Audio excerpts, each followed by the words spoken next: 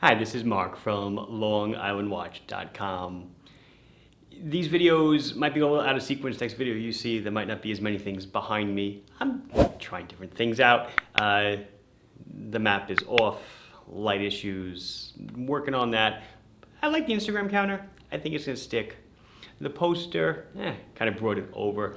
The clock, my newer math clock, probably too glossy, not gonna use it, just getting too much of a bounce off the light, so I'm gonna have to go back to my other matte finish clock, or who knows, maybe something else. But that's not what we're here for. We're here to discuss, it's that time of year. Seiko is gonna be releasing a ton of new models for, what is this, I guess it's summer, I don't know, it's their summer releases. June, July we're looking at. I've got two Seiko 5s to show you. These are not going to be the GMTs that a lot of you are waiting for. Those are going to come out more in July, sometime in July. I don't know when. No, I'm not taking pre-orders. I'm sorry about that. So I've got two Seiko 5, they're just KX watches. One is on like a ballistic nylon, the other is on a bracelet. They're both done in full IP. I think these were released overseas a while ago. So this is the first time we're seeing them in the Seiko USA kingdom. So those are the only two watches I'm covered today. There's two Couture watches that came out. You should check them out. They're in the new releases section of the website, or I'll link to them below, or I'll link to them in the video. They're really nice, but I'm just not gonna do a full video on them because they're just never that popular, probably because of the integrated bracelet and it's a large case. There's three more Black Series coming. It's a Samurai, it's a Solar Diver, and it's a Turtle, I believe. Those are coming. Those will be in, I don't know, next couple of weeks. And then obviously the big release will be the GMTs, the SSK models. For my own wrist check, I am wearing my Yes watch. This is full titanium. It is a monster. It is large, but it's really cool. And you can see sunrise, sunset, moon phase, moonrise, moonset, a whole bunch of other stuff. Pretty nifty. And on my other wrist, I have gone back to the original Islander Red October. It's basically an ISL 18 that was modded with a red seconds hand and a polished Centerlink stainless steel bracelet. Just an awesome looking watch. I did a limited run of them, 200 pieces. They won't come back. You can make it yourself out of the parts I just mentioned, but we're not offering them like that anymore. That's it. Let's check out the two new Seikos. Okay, here we go. I have two new black IP Seiko 5s to show you. The SRPJ09, which is on a bracelet, and the 11, SRPJ11, which is on a nylon strap. So, as far as I know, I do believe these came out internationally last year or earlier this year, but they definitely never graced the Seiko USA shores. As you take a look at the black IP bracelet. So it's just like their stainless steel brethren, except they're done in a black IP. So let's go into size. So it's 39 millimeters in diameter. It's 13.5 thick to a domed Hardlex crystal.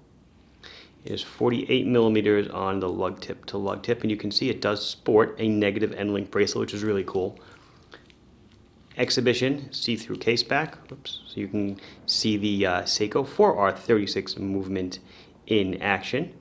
It is a 20 millimeter lug width, and it is weight 146 grams on the bracelet.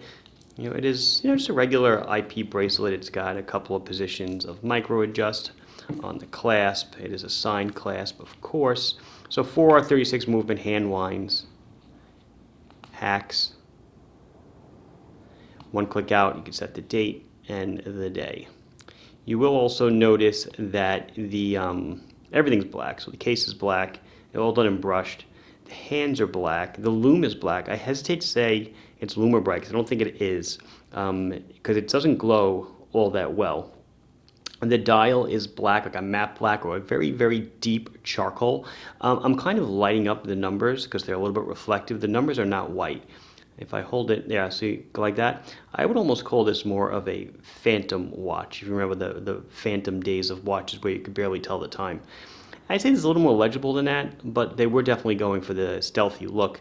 Negative day date is a really nice touch if this is the kind of look you enjoy. I personally like my watches legible, but you know, to each his or her own. This is the one on a bracelet, this SRPJ09, and it is $335. There you go, SRPJ09, $335. And if you do look on the dial, we can come in on it.